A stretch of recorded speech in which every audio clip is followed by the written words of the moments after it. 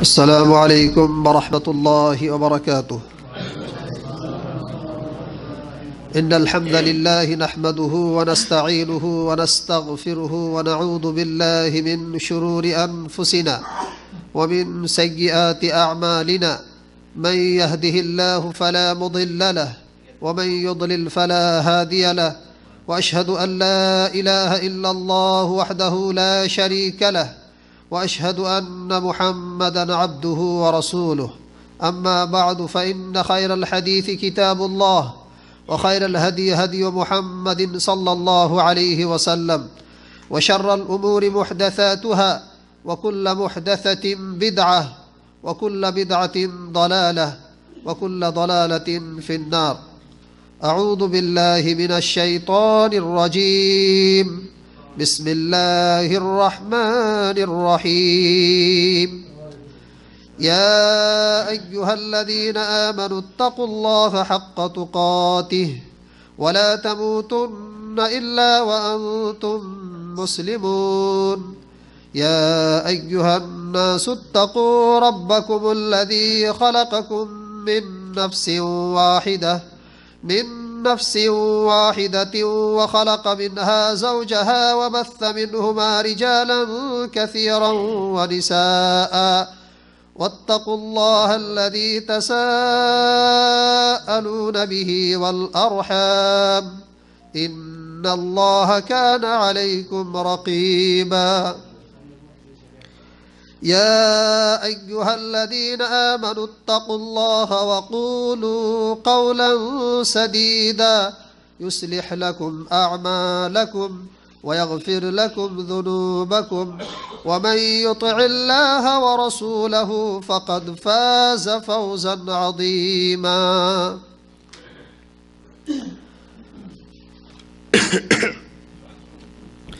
وقال الله تبارك وتعالى: وما جعلنا لبشر من قبلك الخلد أفإن مت فهم الخالدون كل نفس ذائقة الموت. وقال النبي صلى الله عليه وسلم: أكثروا ذكر هادم اللذات، يعني الموت، فإنه لم يذكره أحد في ضيق من العيش إلا وسعه عليه. شعب الإيمان، صحيح ابن حبان، সহিহুল জামিল আলবানী, হাদিস নম্বর 1211। সমস্ত প্রশংসা গুণগান একমাত্র সেই প্রভুর জন্য, একমাত্র সেই প্রতিপালকের জন্য, যিনি আমাকে আপনাকে মুসলমান ঘরে সৃষ্টি করেছেন, যিনি আমাকে আপনাকে ইমানের মতো সম্পদ দান করেছেন, যিনার হাজারো হাজার লক্ষ লক্ষ প্রশংসা করে আমরা শেষ করতে পারবো না। তাই আমরা সকলে মিলে তিনার প্রশংসা করি আলহামদুলিল্লাহ। আল্লাহর প্রশংসার পরে সমস্ত আম্বিয়ায়ের কেরামের সাথে সাথে বিশেষ করে শেষ নবীকুলের শিরোমণি তাজদারে মাদানী জনাবে মুহাম্মদুর রাসূলুল্লাহ সাল্লাল্লাহু আলাইহি ওয়াসাল্লামের প্রতি শতকোটি দরুদ অবতীর্ণ হোক। আল্লাহুম্মা সাল্লি আলাইহি ইলা আখিরিহি, আল্লাহুম্মা বারিক আলাইহি ইলা আখিরিহি। সম্মানিত দর্শক মণ্ডলী, আজকে যে বিষয়ের উপর আলোকপাত করতে যাচ্ছি সেটা হচ্ছে কুল্লু নাফসিন দাইকাতুল মাউত। জীব বলতেই মৃত্যুর স্বাদ গ্রহণ করতে হবে।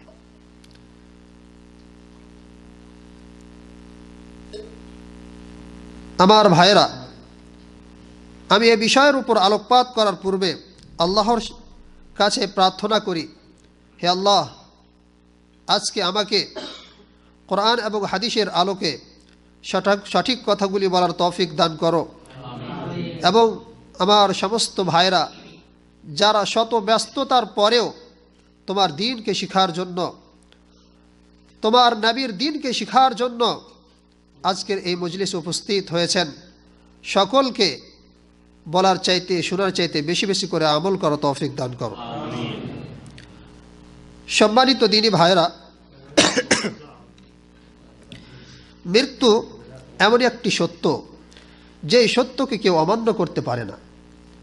মৃত্যু এমনই একটা সত্য যেই সত্য থেকে কেউ বাঁচতে পারে না। মৃত্যু এমনই একটা সত্য যে মৃত্যু ছোট বড়, কালো ফর্সা, নারী পুরুষ, ধনী গরিব কারো মধ্যে কোনো পার্থক্য করে না। সেই মৃত্যুর দিকে আমাকে আপনাকে একদিন যেতে হবে। তাই একজন আরবি কবি বললেন, আল মাউতু কাদহুন কুল্লু নাফসিন শারিবু, আল মাউতু কাদহুন কুল্লু নাফসিন শারিবু ওয়াল কবরু বাবুন কুল্লু নাফসিন দাখিলু।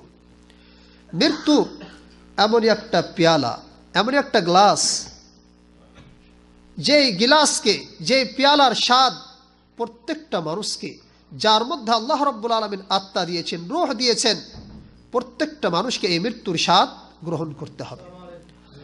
আর কবর এমনই একটি দরজা, যেই দরজা দিয়ে প্রত্যেকটা মানুষকে প্রবেশ করতে হবে। আমার ভাইয়েরা, তাই আল্লাহ রাব্বুল আলামিন মহাগ্রন্থ আল কোরআনের মধ্যে সূরাতুল আম্বিয়া আয়াত নম্বর 34 এবং 35 মধ্যে পরিষ্কারভাবে ঘোষণা করলেন, ওয়ামা জাআলনা লিবাশারিম মিন ক্বাবলিকাল খুলদ আফাইম মিত্তা ফাহুমুল খালিদুন কুল্লু নাফসিন যায়িকাতুল মাউত ওয়ামা জাআলনা লিবাশারিম মিন ক্বাবলিকাল খুলদ। হে নবী, আমি আপনার পূর্বে কোনো মানুষকে অনন্ত জীবন দান করিনি, চিরস্থায়ী জীবন দান করিনি। আপনি কি ভাবছেন যে আপনি মৃত্যুবরণ করবেন এবং সমস্ত মানুষ, আপনাকে বাদ দিয়ে সমস্ত মানুষ চিরজীবী হয়ে থাকবে, চিরস্থায়ীভাবে পৃথিবীর বুকে অবস্থান করবে? না, কুল্লু নাফসিন দায়িকাতুল মাউত, প্রত্যেকটা মানুষকে মৃত্যুর স্বাদ গ্রহণ করতে হবে। আমার ভাইয়েরা, তাই আর একজন আরবি কবি আরো বললেন, লাউ কানা ফিদ দুনিয়া বাকাউ, লাউ কানা ফিদ দুনিয়া বাকাউ লামা মাতা খায়রুল মুরসালিন মুহাম্মাদু। যদি কেউ এই পৃথিবীর বুকে চিরস্থায়ীভাবে অবস্থান করতেন, যদি কেউ এই পৃথিবীর বুকে চিরজীবন বেঁচে থাকতেন, তাহলে আমার আপনার প্রিয় হাবিব জনাবে মুহাম্মদুর রাসূলুল্লাহ সাল্লাল্লাহু আলাইহি ওয়াসাল্লাম আজকে এই পৃথিবীর বুক ছেড়ে চলে যেতেন না। আমার মাঝে আপনার মাঝে তিনি বেঁচে থাকতেন, কিন্তু উনি আজকে আমার মাঝে আপনার মাঝে বেঁচে নাই। এর অর্থ হলো যে কেউ এই পৃথিবীর বুকে চিরস্থায়ীভাবে অবস্থান করতে আসেনি। একদিন প্রত্যেক মানুষকে ইহকাল ত্যাগ করে পরকাল গমন করতে হবে। আমার ভাইরা, হযরতে আবু হুরায়রা রাদিয়াল্লাহু আনহু থেকে বর্ণিত, তিনি বলছেন যে উরসিলা মালাকুল মাউত ইলা মূসা আলাইহিস সালাতু ওয়াস সালাম ফালাম্মা জাআহু সাক্কাহু ফারাজা ইলা রাব্বিহি ফাকাল আরসালতানি ইলা আবদিন লা ইউরিদুল মাউত قال ارجع إليه فقل له يضع يده على متن ثور فله بما غطى يده بكل شعرة سنة قال أي ربي ثم ماذا قال ثم الموت قال فالآن رواه البخاري حديث نمبر 1339 رواه مسلم حديث نمبر 2372 এই হাদিসের মধ্যে নবী করিম সাল্লাল্লাহু আলাইহি ওয়াসাল্লাম বলেন যে আল্লাহ রাব্বুল আলামিন যখন মালাকুল মাউতকে হযরতে মূসা আলাইহিস সালাতু ওয়াস সালামের কাছে, হযরতে মূসা আলাইহিস সালাতু ওয়াস সালামের রূহ কবজ করার জন্য, জান প্রাণ হরণ করার জন্য পাঠালেন, সেই সময় যখন মালাকুল মাউত মূসা আলাইহিস সালাতু ওয়াস সালামের কাছে পৌঁছেছেন, হযরতে মূসা আলাইহিস সালাতু ওয়াস সালাম সাক্কাহু, খুব জোরে একটা চড় মারলেন, একটা থাপ্পড় মারলেন। তারপরে সেই ফেরেশতা আল্লাহর কাছে ফিরে আসলেন। আল্লাহর কাছে ফিরে এসে বললেন, আরসালতানি ইলা আবদিন লা ইউরিদুল মাউত, হে আমার প্রভু, তুমি তোমার এমন এক বান্দার কাছে আমাকে পাঠালে যে বান্দা মৃত্যুকে পছন্দ করে না, মৃত্যুকে চায় না। আল্লাহ রাব্বুল আলামিন হযরতে মূসা আলাইহিস সালাম যে মেরেছিলেন, মারার কারণে একটি চোখ নষ্ট হয়ে গিয়েছিল। আল্লাহ রাব্বুল আলামিন সেই ফেরেশতার মালাকুল মাউতের দৃষ্টি ফিরিয়ে দিলেন, চোখকে ভালো করে দিলেন। তারপরে বললেন, ইরজি ইলাইহি, আবার তুমি তার কাছে ফিরে যাও, মূসা আলাইহিস সালাতু ওয়াস সালামের কাছে ফিরে যাও। ফাকুল লাহু, তারপরে তাকে বলো, ইয়াদাউ ইয়াদাহু আলা মাতনি সাউরিন, হে মূসা, তুমি একটি গরুর পিঠে হাত রাখো, তোমার হাতের নিচে যতগুলি পশম আসবে, যতগুলি চুল আসবে, প্রত্যেকটা চুলের বদলে, প্রত্যেকটা পশমের বদলে তুমি এক একটা করে বছর বেশি বেঁচে থাকবে। যাই হোক, আল্লাহ রাব্বুল আলামিনের অর্ডার পেয়ে মালাকুল মউত এই সংবাদ দিলেন হযরতে মূসা আলাইহিস সালাতু ওয়াস সালামকে। তারপরে হযরতে মূসা আলাইহিস সালাতু ওয়াস সালাম বললেন, আয় রব্বি সুম্মা মাযা, তারপরে কি হবে? আল্লাহ রাব্বুল আলামিন উত্তর দিলেন, সুম্মাল মউত, তারপর তোমাকে মৃত্যুবরণ করতে হবে। হযরতে মূসা আলাইহিস সালাতু ওয়াস সালাম বললেন, ক্বালা ফাল আন, যখন আমাকে মরতেই হবে আমি এখনই মৃত্যু চাই। আমার ভাইরা, এই হাদিস থেকে আমরা কি বুঝতে পারলাম? এই হাদিস থেকে এটা বোঝা গেল যে একজন ব্যক্তিকে আল্লাহ রাব্বুল আলামিন যতই সময় দিয়ে দেখ না কেন, সে যত বছর এই পৃথিবীর বুকে বেঁচে থাক না কেন, শেষ মুহূর্তে একদিন তাকে ইহকাল ছেড়ে যেতে হবে, একদিন তাকে মরতেই হবে। সে যত লম্বা সময় পাক না কেন, একদিন তাকে এই দুনিয়া ছেড়ে যেতে হবে। আমার ভাইরা, কিন্তু আল্লাহ রাব্বুল আলামিন প্রত্যেকটা মানুষের জন্য একটা সময় নির্ধারিত করে দিয়েছেন। যখন সেই নির্ধারিত সময় আমার আপনার জন্য উপস্থিত হয়ে যাবে, চলে আসবে, সেদিন আমার আপনার আর কোনো বাহানা চলবে না। আল্লাহ রাব্বুল আলামিন সূরাতুল মুনাফিকুন আয়াত নম্বর 11 মধ্যে বলছেন, ওয়ালান ইউআখিরাল্লাহু নাফসান ইযা জাআ আজালুহা ওয়াল্লাহু খাবীরুম বিমা তা'মালুন। আল্লাহ রাব্বুল আলামিন বলছেন, যখন কোনো ব্যক্তির জন্য তার নির্ধারিত সময় চলে আসবে, তখন আল্লাহ রাব্বুল আলামিন একটি মিনিটের জন্য কাউকে অবকাশ দেবেন না। না সে এক পা আগে যেতে পারবে, না এক পা পিছনে সরতে পারবে। সেই নির্ধারিত সময়ে আল্লাহর অর্ডারে মালাকুল মউত তার রূহটাকে, তার প্রাণটাকে হরণ করে নেবেন, বের করে নেবেন। ওয়াল্লাহু খাবীরুম বিমা তা'মালুন, এবং যা কিছু তোমরা এই পৃথিবীর বুকে করতে আছো, আল্লাহ রাব্বুল আলামিন প্রত্যেকটা জিনিস থেকে অবগত রয়েছেন, সব কিছু জানেন। আমার ভাইরা, শুধু তাই নয়, আমাদের মধ্যে কি কোনো ব্যক্তি এমন আছেন যে বলতে পারবেন আমার আপনার মৃত্যু কোথায় হবে? কেউ বলতে পারে না। আল্লাহ রাব্বুল আলামিন সূরা লুকমানের মধ্যে বললেন, ইন্নাল্লাহা ইনদাহু ইলমুস সাআহ ওয়া ইউনাজ্জিলুল গায়থা ওয়া ইয়ালামু মা ফিল আরহাম ওয়া মা তাদরি নাফসুম মাযা তাকসিবু গাদা ওয়া মা তাদরি নাফসুম বিআইয়ি আরদিন তামুত। আল্লাহ রাব্বুল আলামিন এই আয়াতের মধ্যে 5টা জিনিসের সম্পর্কে বললেন, যে জিনিস সম্পর্কে একমাত্র আল্লাহ ছাড়া কেউ জ্ঞান রাখেন না। 1 নম্বর হচ্ছে কিয়ামত। কিয়ামতের ব্যাপারে আল্লাহ ছাড়া কেউ জ্ঞান রাখেন না যে কিয়ামত কখন সংঘটিত হবে। হাদিসের মধ্যে পাওয়া যায় যে শুক্রবারের দিন হবে, কিন্তু কোন শুক্রবার হবে, কত বছর পরে আসবে, কেউ নির্ধারিতভাবে বলতে পারে না। 2 নম্বর হচ্ছে কি, 2 নম্বরে আল্লাহ তাআলা বললেন ওয়া ইউনাজ্জিলুল গায়থ, বৃষ্টির সম্পর্কে। আল্লাহ রাব্বুল আলামিন বৃষ্টি বর্ষণ করেন, কত পরিমাণে বর্ষণ করবেন, কোথায় বর্ষণ করবেন, একমাত্র আল্লাহ ছাড়া কেউ জানেন না। 3 নম্বরে বললেন ওয়া ইয়ালামু মা ফিল আরহাম, মায়ের জরায়ুতে কি আছে, মায়ের গর্ভে কি আছে, সে পুত্র সন্তান হবে না কন্যা সন্তান হবে, একমাত্র আল্লাহ ছাড়া কেউ জানে না। আজকে হয়তো আপনি বলবেন ডাক্তার, বিজ্ঞানিক, চিকিৎসকরা দেখে তো বলে দিতে পারে যে মায়ের গর্ভে কি আছে, কিন্তু না, কখন বসতে পারে, কখন বলতে পারে, যখন মায়ের গর্ভে সন্তানটা, বাচ্চার আকার ধারণ করে নেয়, তখন তারা বলতে পারে, কিন্তু সঙ্গে সঙ্গে বলতে পারে না। পৃথিবীর বুকে এমন কোনো ডাক্তার, চিকিৎসক, বৈজ্ঞানিক আছে কি যে মায়ের গর্ভে যে সন্তান আছে সেই সন্তানের সম্পর্কে বলতে পারে এই সন্তানটা ভালো হবে না মন্দ হবে? পৃথিবীর বুকে এমন কোনো ডাক্তার, চিকিৎসক, বৈজ্ঞানিক আছে কি যে বলতে পারে মায়ের গর্ভে যে সন্তান রয়েছে সেই সন্তান নামাজ আদায় করবে কি করবে না, আল্লাহর ফরমাবরদারি করবে কি করবে না? কেউ বলতে পারে না। পৃথিবীর বুকে এমন কোনো ডাক্তার, চিকিৎসক, বৈজ্ঞানিক আছে কি যে বলতে পারে এই সন্তান সুন্দর হয়ে ভালো চেহারা নিয়ে পৃথিবীর বুকে আসবে না, তার একটা হাত ভাঙা থাকবে, একটা পা ভাঙা থাকবে, তার একটা চোখ অন্ধ থাকবে? কেউ বলতে পারবে না, একমাত্র আল্লাহ ছাড়া কেউ জানেন না।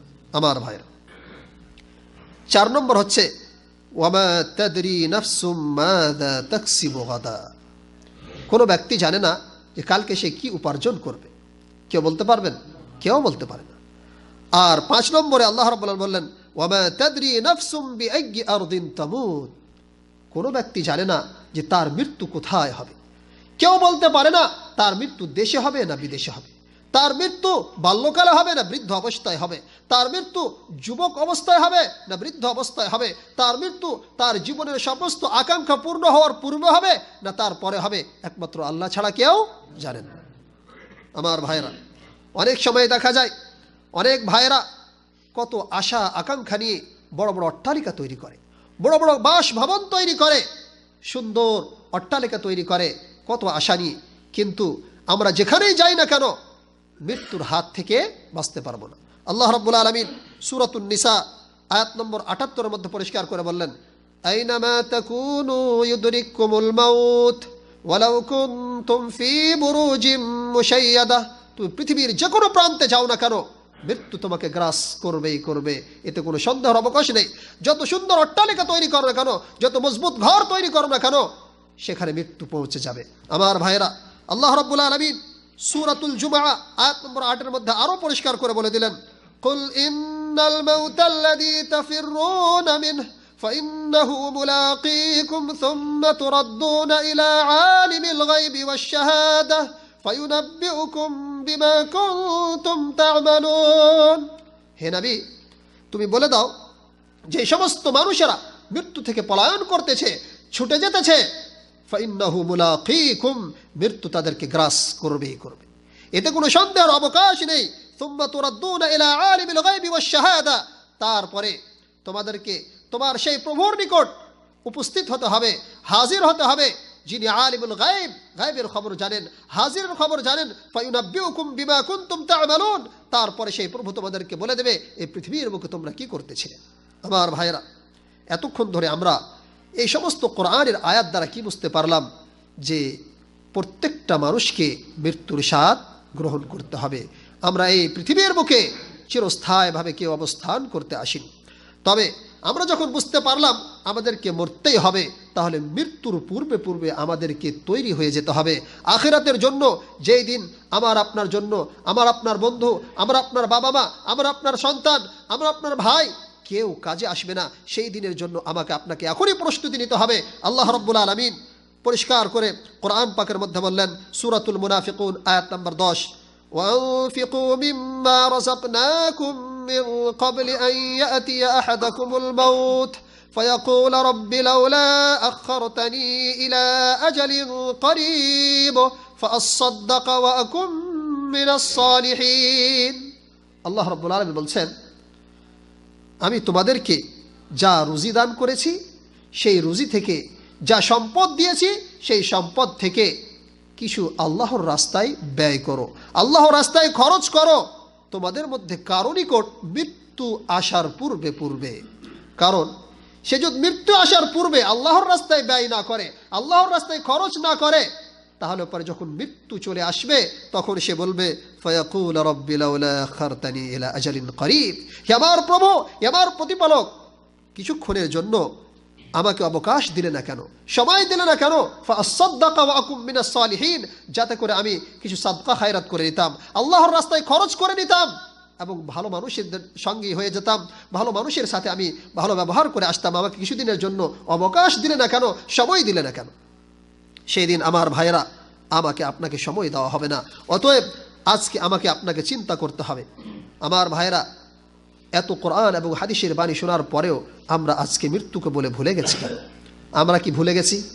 আজ থেকে নিয়ে কয়েকদিন পূর্বে, কয়েক সপ্তাহ পূর্বে, কয়েক মাস পূর্বে, কয়েক বছর পূর্বে আমার আপনার কত আত্মীয় স্বজন আমার সাথে, আপনার সাথে এই পৃথিবীর বুকে ছিল, কিন্তু আজকে তারা অন্ধকার কবরে শুয়ে আছে, আজকে তারা আমাদের মাঝে নেই। তা সত্ত্বেও আমরা তাদেরকে ভুলে গেছি। শুধু তাই নয়, আমাদের মাঝে অনেক রয়েছেন যারা নিজ হাতে হাজার হাজার মানুষকে, হাজার হাজার মানুষের মৃত্যু দেহকে নিয়ে কাঁধে করে কবরস্থান গিয়েছেন, হাজার হাজার মানুষকে নিজ হাতে মাটি দিয়েছেন, হাজার হাজার মানুষকে মরতে দেখেছেন। তা সত্ত্বেও কি আমাদের অন্তরটা কেঁপে ওঠে না? তা সত্ত্বেও কি আমরা ভুলে গেছি? আমার ভাইয়েরা, ইমাম কুদামা রাহিমাহুল্লাহ মৃত্যুর বিষয়ে মানুষকে তিন ভাগে ভাগ করেছেন। তিনি বলছেন, এক শ্রেণীর মানুষ যারা দুনিয়ার লোভে পড়ে মৃত্যুকে বলে ভুলে গেছে, মৃত্যুকে বলে স্মরণ করে না, এরা হচ্ছে গাফিল। দ্বিতীয় শ্রেণীর মানুষ যারা বেশি বেশি করে মৃত্যুকে স্মরণ করে এবং মৃত্যুকে স্মরণ করে আল্লাহর ভয় তার অন্তরে চলে আসে, আর এই ভয় করে সে বেশি বেশি করে তওবা করে এবং মৃত্যুকে ভালোবাসে, মৃত্যুকে পছন্দ করে। আর তৃতীয় শ্রেণীর মানুষ হচ্ছে যারা একটি মুহূর্তের জন্য মৃত্যুকে বলে ভুলে যায় না, সব সময় মৃত্যুকে স্মরণ করে এবং মৃত্যুকে পছন্দ করে। তারা এই পৃথিবীর বুকে বেশি দিন থাকতে চায় না, তারা চায় আমরা আল্লাহর নিয়ামতে চলে যাব, এই দুনিয়ার ঝামেলা ছেড়ে আমরা আল্লাহর নিয়ামতের মধ্যে চলে যাব। এই তৃতীয় শ্রেণী হচ্ছে আল্লাহর নিকট সবচাইতে বেশি উত্তম। আর তারপরে হচ্ছে দ্বিতীয় শ্রেণী এবং সবচাইতে নিকৃষ্টতম শ্রেণী হচ্ছে প্রথম শ্রেণী, যারা আল্লাহর স্মরণকে বলে ভুলে গেছে, যারা মৃত্যুকে বলে ভুলে গেছে, যারা শুধু দুনিয়া দুনিয়া আর দুনিয়া ছাড়া কিছু বুঝে না।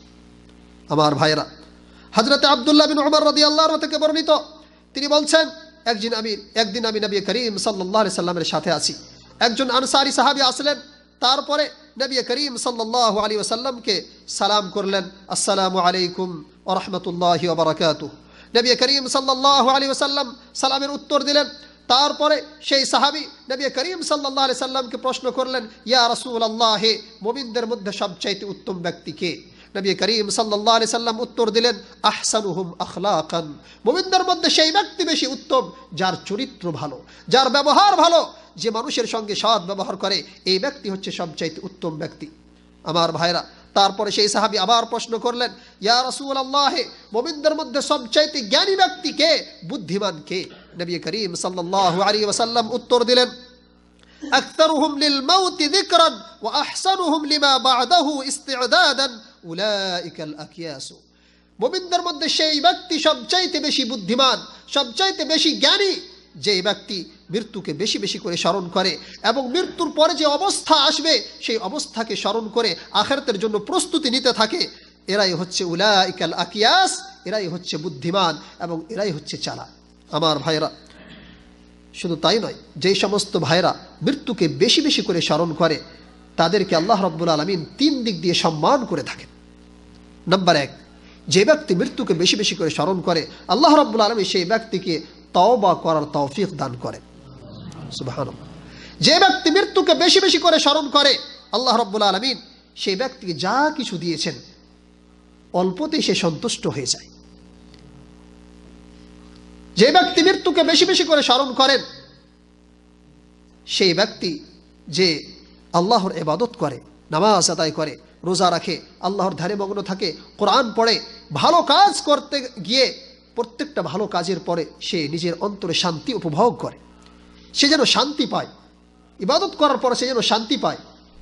আর এর বিপরীত যারা মৃত্যুকে বলে ভুলে গেছে, আল্লাহর স্মরণকে বলে ভুলে গেছে, এই ব্যক্তিকে তিন ধরনের আযাব দেওয়া হয়।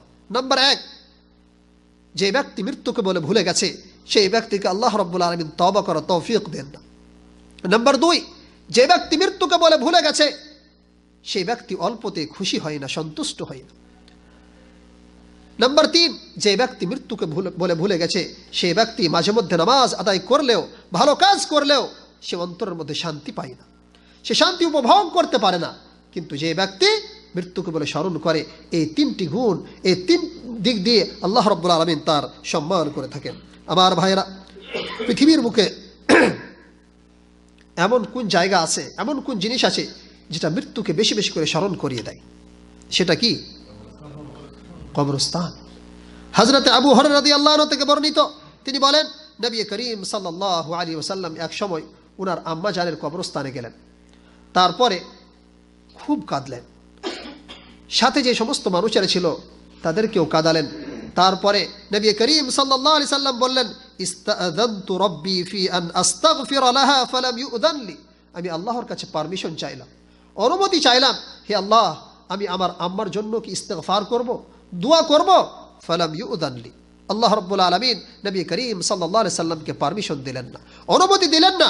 তারপরে নবী করিম সাল্লাল্লাহু আলাইহি সাল্লাম বলেন, ওয়াস্তাআযানতুহু ফি আন আযুরা কবরাহা, আমি আল্লাহর কাছে আবার পারমিশন চাইলাম, অনুমতি চাইলাম, হে আল্লাহ, আমি আমার আম্মা জানের কবর কি জিয়ারত করব? ফাআযিনা লি, নবী করিম সাল্লাল্লাহু আলাইহি সাল্লাম বলছেন, আল্লাহ রাব্বুল আলামিন এবার আমাকে পারমিশন দিয়ে দিলেন, অনুমতি দিয়ে দিলেন। তারপর নবী করিম সাল্লাল্লাহু আলাইহি সাল্লাম বলেন, ফাজুরু আল কুবুরা ফাইন্নাহা তুযাক্কিরুল মাউত, তোমরা কবরের জিয়ারত করো, কারণ এই কবরগুলি তোমাদেরকে মৃত্যুকে বলে স্মরণ করিয়ে দেয়, আখিরাতকে বলে স্মরণ করিয়ে দেয়। আমার ভাইরা, এই হাদিসের দ্বারা আমরা বুঝতে পারলাম যে মাঝে মধ্যে আমাদেরকে কবরস্থানে গিয়ে জিয়ারত করা দরকার। কারণ মাঝে মধ্যে আমরা যদি সেখানে যাই, আমাদের ভয় আসবে যে এই এমন জায়গা যেখানে আমাদের পূর্বপুরুষেরা ঘুমিয়ে আছে, আমাদের পূর্বপুরুষেরা চলে এসছে, একদিন আমাদেরকে এই জায়গাতে আসতে হবে এবং অন্তরে একটা ভয় আসবে। এই হাদিসটি মুসলিম শরীফের মধ্যে রয়েছে, হাদিস নম্বর 976। আমার ভাইয়েরা, আজকে আমরা এত কোরআন এবং হাদিসের বাণী শুনি, উলামায়ে কেরামের ওয়াজ নসিহত শুনে থাকি, তা সত্ত্বেও আজকে আমরা মৃত্যুকে বলে স্মরণ করি না। আজকে আমাদের অন্তরটা পাথর হয়ে গেছে। আমি আপনাকে আজকে 3টা মেডিসিন দিয়ে যাচ্ছি, যদি এই মেডিসিনটি ব্যবহার করতে পারেন তাহলে আপনার অন্তরটা যে পাথর হয়ে গেছে ইনশাআল্লাহুল আজিজ মোমবাতির মতো নরম হয়ে যাবে, গলে যাবে। 1 নম্বর হচ্ছে কি, যে সমস্ত গুনাহে আমরা লিপ্ত রয়েছি সেই সমস্ত গুনাহের কাজগুলি ছেড়ে দিতে হবে এবং পবিত্র মজলিসে, যেখানে আল্লাহ এবং রাসূলের আলোচনা হয়, যেখানে কোরআন এবং হাদিসের আলোচনা হয়, সেই সমস্ত মজলিসে উপস্থিত হতে হবে। যেমন আজকের মজলিস, এই ধরনের মজলিসে যদি আপনি উপস্থিত হন, কোরআন এবং হাদিসের বাণী শুনেন এবং গুনাহের কাজগুলি ছেড়ে দেন, ইনশাআল্লাহুল আজিজ আপনার অন্তরটা নরম হয়ে যাবে। আমার ভাইরা, নাম্বার 2, যার দ্বারাই আমার আপনার অন্তরটা নরম হয়ে যাবে, সেটা হচ্ছে কি, বেশি বেশি করে মৃত্যুকে স্মরণ করতে হবে। সেই মৃত্যুকে বেশি বেশি করে স্মরণ করতে হবে যেই মৃত্যু আমার আপনার সুখময় জীবনকে ধ্বংস করে দেয়, সেই মৃত্যু যে মৃত্যু হাজার হাজার মহিলাকে পুরুষ হারা করিয়ে দেয়, যে মৃত্যু হাজার হাজার সন্তানকে বাবা হারা মা হারা করিয়ে দেয়, ইয়েতিম বানিয়ে দেয়, সেই মৃত্যুকে বেশি বেশি করে স্মরণ করতে হবে। যে সমস্ত মানুষেরা মৃত্যুকে বেশি বেশি করে স্মরণ করবে, ইনশাআল্লাহুল আজিজ তার অন্তরটা নরম হয়ে যাবে। নাম্বার 3, আপনারা অনেকেই দেখেছেন, অনেক ভাই যখন মৃত্যুর সময় তার ঘনিয়ে আসে, যখন শেষ মুহূর্ত চলে আসে, তার চোখগুলি বড় বড় হয়ে যায়, তার গলায় একটা শব্দ আসে, ঘড় ঘড় ঘড় ঘড় শব্দ চলে আসে। এই অবস্থায় যদি আপনি তার পাশে 2-4 মিনিটের মতো বসতে পারেন, 2-4 মিনিটের জন্য বসতে পারেন, এই অবস্থা যদি আপনি দেখেন, অটোমেটিক আপনার অন্তরটা দুরু দুরু কেঁপে উঠবে, আপনার অন্তরটা নরম হয়ে যাবে। আল্লাহ যেন আমাদেরকে এই সমস্ত জিনিসের উপর আমল করার তৌফিক দান করেন। আমার ভাইয়েরা, মৃত্যুর পরে যে আমাদের কি অবস্থা হবে, যে কঠিন অবস্থা হবে, এই বিষয়ে কি আমরা একটু চিন্তা করেছি? একজন মুমিন বান্দা এই সময়কে স্মরণ করে যখন এই সমস্ত জিনিসগুলিকে, মৃত্যুর পরে যে অবস্থা হবে এই অবস্থাকে স্মরণ করেন, তখন তার গায়ের পশমগুলি খাড়া হয়ে যায়, তার অন্তরটা দূর দূর কেঁপে ওঠে। একটি উদাহরণ দিলে বুঝতে পারবেন। মনে করেন আপনাকে একটা পাহাড়ের চূড়ায় চড়তে হবে, যার 2 ধারে কাঁটা রয়েছে, তাহলে আপনি কি করবেন, কিভাবে যাবেন? আপনি সবসময় চিন্তা করবেন কোন রাস্তা অবলম্বন করলে, কোন পথ অবলম্বন করলে আমাদের কষ্ট হবে না, সঠিকভাবে সেই জায়গায় পৌঁছে যেতে পারবো, সবসময় আপনি চিন্তা করবেন। ঠিক সেই মতো আমার ভাইয়েরা, আখিরাতের সফর হচ্ছে ঠিক সেই মতো। আখিরাতের সফর স্টার্ট হয়, আরম্ভ হয় মৃত্যু থেকে, এবং এই সফরের প্রথম স্টপেজ হচ্ছে কোথায়? কবর। সেই কবর হচ্ছে প্রথম স্টপেজ, যেখানে কোনো আলো নাই, কোনো বাতি নেই, যেই ঘর অন্ধকার ঘর, যে ঘরে কোনো দরজা নেই, যে ঘরে কোনো জ্বালানো নেই, যে ঘরে আপনার কোনো বন্ধু বান্ধব থাকবে না, সকলে আপনাকে গিয়ে সেই ঘর পর্যন্ত পৌঁছে দিয়ে চলে আসবে। আপনাকে হিসাব নিকাশ আপনাকে নিজেই দিতে হবে। তাই একজন উর্দু কবি বললেন, কাহা আহবাব ने हर दफन के बाद, कहा अहबाब ने हर दफन के बाद, अब हम वहाँ का क्या हाल जाने, लहद तक आपकी ताज़ीम कर दी, आगे आपके नामाए आमाल जाने। আমার ভাইরা, আপনার আত্মীয় স্বজন, আপনার বন্ধু বান্ধব দাফনের পরে, কাফনের পরে আপনাকে সেই জায়গায় ছেড়ে দেবে আর বলবে, এই জায়গার বিষয়ে তোমাকে হিসাব নিকাশ দিতে হবে।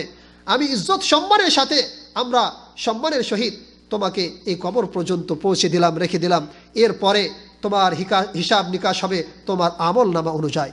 তুমি যেই মতো পৃথিবীর মুখে আমল করেছো সেই অনুযায়ী তোমার হিসাব নিকাশ হবে। আমার ভাইয়েরা, এত সত্য আজকে আমরা দুনিয়ার লোভে পড়ে গেছি, আজকে আমরা মৃত্যুকে বলে ভুলে গেছি। এর অনেকগুলি কারণ রয়েছে, কিন্তু তার মধ্যে আমি 2টি কারণ আপনার সামনে তুলে ধরতে চাই, যেই জন্য আজকে আমরা মৃত্যুকে বলে ভুলে গেছি। তার মূল দুটি কারণ হলো, এক নম্বর হচ্ছে হুব্বুদ দুনিয়া, দুই নম্বর হচ্ছে আল জাহালা। হুব্বুদ দুনিয়া থেকে বোঝানো হয়েছে যে দুনিয়ার এত মহব্বত, এত ভালোবাসা, এত পয়সার লোভে আমরা পড়ে গেছি যে আমরা সেই কথাকে ভুলে গেছি যে আজকে আমার অনেক আত্মীয় স্বজন, অনেক পাড়া প্রতিবেশী আজকে আমাদের মধ্যে বাকি নেই, আমাদেরকে ছেড়ে ইহকাল ত্যাগ করে পরকাল গমন করেছে। তা সত্ত্বেও কি আমরা ভুলে গেছি আজকে আমাদেরকেও বা কালকে আমাদেরকেও সেই জায়গাতে যেতে হবে, তা সত্ত্বেও আমরা ভুলে গেছি। আমার ভাইরা, আজকে আমার সামনে, আপনার সামনে একটা লম্বা লিস্ট রয়েছে। আমরা এই ভাবি, এই লিস্ট অনুযায়ী যে আমি 5 তলা বিল্ডিং করব, আমি 2টো গাড়ি কিনবো, আমি এই কাজ করব, আমি এই কাজ করব, এই আশা আকাঙ্ক্ষা নিয়ে আমরা জীবন যাপন করি, কিন্তু মৃত্যুকে বলে ভুলে গেছি। এই আশা আকাঙ্ক্ষা পূর্ণ হওয়ার পূর্বে আপনার কাছে হঠাৎ করে মৃত্যু চলে আসে, আপনার আশা আকাঙ্ক্ষা সেই জায়গায় পড়ে থেকে যায়, আপনাকে ইহকাল ছেড়ে চলে যেতে হবে। আমার ভাইয়েরা, হযরতে আবু হুরায়রা রাদিয়াল্লাহু আনহু থেকে বর্ণিত, তিনি বলছেন নবী করিম সাল্লাল্লাহু আলাইহি ওয়াসাল্লাম বলেছেন, লা ইয়াজালু কলবুল কাবীর শাবান ফিতনাতাইনি ফি হুব্বিদ দুনিয়া ওয়া তুলিল আমালি, রাওয়াহুল বুখারী, হাদিস নম্বর 6420। এই হাদিসের মধ্যে নবী করিম সাল্লাল্লাহু আলাইহি ওয়াসাল্লাম বলছেন, বৃদ্ধ মানুষের অন্তরটা, বৃদ্ধ মানুষের হৃদয়টা 2টো জিনিসের মধ্যে সে বৃদ্ধ হয়ে যায় না, যুবক হয়ে থাকে। 2টো জিনিস কি? হুব্বুদ দুনিয়া, 1 নম্বর হচ্ছে দুনিয়ার মহব্বত, দুনিয়ার ভালোবাসা, 2 নম্বর হচ্ছে তুলুল আমাল, বড় বড় আশা আকাঙ্ক্ষা। এই 2টো জিনিসের মধ্যে তার অন্তরটা সবসময় সজাগ হয়ে থাকে, যুবক হয়ে থাকে, কোনোদিন বৃদ্ধ হয় না। শুধু তাই নয়, হযরতে আনাস বিন মালিক রাদিয়াল্লাহু আনহু থেকে বর্ণিত, তিনি বলেন নবী করিম সাল্লাল্লাহু আলাইহি সাল্লাম বলেছেন, ইয়াকবুরু ইবনু আদম ওয়া ইয়াকবুরু মাআহু ইসনানি হুব্বুদ দুনিয়া ওয়া তুলুল উমরি, রাওয়াহুল বুখারী, হাদিস নাম্বার 6421। এই হাদিসের মধ্যে নবী করিম সাল্লাল্লাহু আলাইহি ওয়াসাল্লাম বলেছেন, আদমের সন্তান যেমন যেমন বড় হয়, আস্তে আস্তে বড় হয়, ঠিক সেই সাথে সাথে তার 2টো জিনিস তার সাথে বড় হতে থাকে। 1 নম্বর হচ্ছে কি হুব্বুদ দুনিয়া, দুনিয়ার মহব্বত তার বাড়তে থাকে, ওয়া তুলুল উমরি, তার দীর্ঘজীবী হওয়ার এই আশা বাড়তে থাকে। আমি এখন মরবো না, আমি 50 বছর 100 বছর পরে মরবো, এই আশা আকাঙ্ক্ষা নিয়ে সে বসবাস করতে থাকে। আমার ভাইরা, হযরতে আব্দুল্লাহ বিন উমর রাদিয়াল্লাহু আনহু থেকে বর্ণিত, তিনি বলছেন, একদিন নবী করিম সাল্লাল্লাহু আলাইহি ওয়াসাল্লাম আমার কাঁধে হাত রাখলেন আর বললেন, কুন ফিদ দুনিয়া কান্নাকা গরীবুন আও আবিরু সাবিলিন, হে আব্দুল্লাহ বিন উমর, তুমি এই পৃথিবীর বুকে একজন বিদেশী অথবা একজন মুসাফিরের মতো বসবাস করো। আমার ভাইরা, আমরা সকলে বিদেশী। আমরা এই সৌদি আরবে চিরদিনের জন্য কি এসেছি? না, একটা সীমিত সময়ের জন্য আমরা এসেছি। কেউ 5 বছর, 10 বছর, 15 বছর, 20 বছর থেকে আবার আমরা এই দেশ ছেড়ে আমরা নিজের দেশে ফিরে যাব।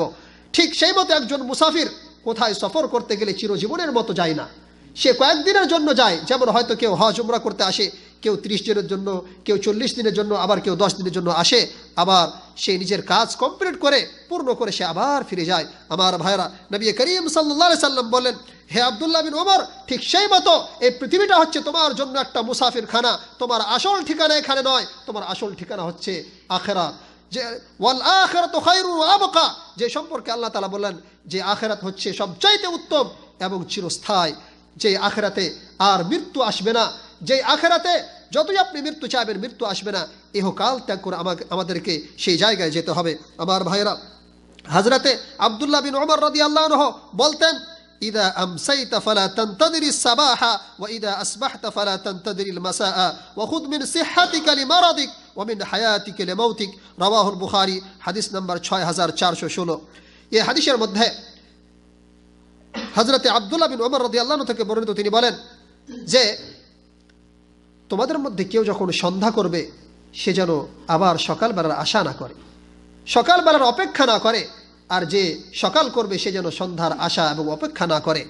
এবং তোমাদের সুস্থ অবস্থায় তোমরা এত নেক আমল করে নাও, এত ভালো কাজ করে নাও, যেটা তোমাদের অসুস্থের মধ্যে যথেষ্ট হয়ে যায়।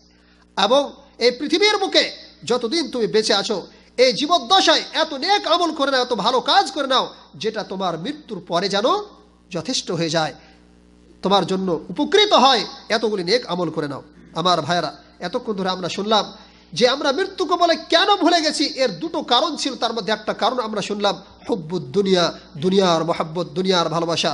আর 2 নম্বর কারণটা হচ্ছে জাহালাত, অজ্ঞতা। অজ্ঞতা থেকে বোঝানো হয়েছে মানুষ 2টা জিনিসে ধোঁকা খেয়ে থাকে। 1 নম্বর হচ্ছে যৌবন, আমার যুবক ভাইয়েরা মনে করে আমরা তো এখন যুবক, অনেক সময় বাকি আছে, 60 বছর 70 বছর 80 বছর পর আমাদের মৃত্যু আসবে, এখন অত আমল করার প্রয়োজন নেই, 50 বছর পর নেক আমল করে নেব, তওবা করে আল্লাহর কাছে ক্ষমা চেয়ে নেক আমল করতে আরম্ভ করে নেব। আমার ভাইরা, আমি আপনাকে বলতে চাই, আপনি একটু লক্ষ্য করুন আপনার গ্রামের মধ্যে যে কতজন বৃদ্ধ মানুষ বেঁচে আছে। হয়তো মুষ্টিমে 10 জন 12 জন হবে। এর মানে কি? এর অর্থ হচ্ছে এটা যে অনেক মানুষ বৃদ্ধ অবস্থায় পৌঁছার পূর্বেই মৃত্যুবরণ করেন। আর যদি বৃদ্ধ অবস্থায় গিয়ে সবাই মারা যেতেন তাহলে 5 জন 10 জন মানুষ থাকতো না বৃদ্ধ অবস্থায়, বরং সবাই বৃদ্ধ হয়ে যেত। আর দ্বিতীয় জিনিসটা যেটাতে মানুষেরা ধোঁকা খেয়ে থাকে সেটা হচ্ছে কি? সুস্থতা। আজকে আমরা সুস্থ অবস্থায় রয়েছি। অনেক ভাই ভাবে মৃত্যুর পূর্বে তো বড় বড় অসুখে লিপ্ত হবে মানুষ, বড় বড় ব্যাধিতে লিপ্ত হবে। আজকে তো আমি সুস্থ আছি, যখন আমি ব্যাধিতে লিপ্ত হব, মৃত্যু শয্যায় পড়ে যাব, তারপরে আমার মৃত্যু আসবে। আমার ভাইরা, হাজার হাজার মানুষ আপনি দেখছেন হঠাৎ করে অ্যাক্সিডেন্টে মারা যায়, হঠাৎ করে যুবক অবস্থায় মারা যায়। এই আপনার ধারণা ভুল ধারণা। অতএব আমাকে আপনাকে এই ধারণা ছেড়ে দিতে হবে। আমার ভাইরা, মৃত্যু যন্ত্রণা যে সত্য, এ কথা কি আমরা একবার ভেবে দেখেছি? মৃত্যু যন্ত্রণা কত সত্য, এর সর্বপ্রথম এবং সব থেকে বড় দলিল হচ্ছে নবী করিম সাল্লাল্লাহু আলাইহি সাল্লামের মৃত্যু। হযরত আয়েশা সিদ্দিকা রাদিয়াল্লাহু আনহা থেকে বর্ণিত, তিনি বলছেন যে নবী করিম সাল্লাল্লাহু আলাইহি সাল্লামের যখন মৃত্যুর সময় ঘনিয়ে আসে, মৃত্যুর সময় চলে আসে, নবী করিম সাল্লাল্লাহু আলাইহি সাল্লামের সামনে একটা পেয়ালাতে করে পানি রাখা রয়েছে। আর নবী করিম সাল্লাল্লাহু আলাইহি সাল্লাম বারবার হাতটা সেই পেয়ালার মধ্যে রাখছেন, পেয়ালার মধ্যে প্রবেশ করছেন এবং নিজের চেহারায় ফেরাচ্ছেন। এভাবে করতে আসেন আর বলছেন, লা ইলাহা ইল্লাল্লাহ, লা ইলাহা ইল্লাল্লাহ, ইন্না লিল মাউতি লাসাকারাত।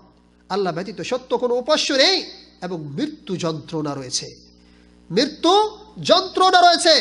তারপরে তিনি হাতকে উপরে উঠালেন, তারপরে বলতে লাগলেন, ফির রফিকিল আ'লা, ফির রফিকিল আ'লা, ফির রফিকিল আ'লা।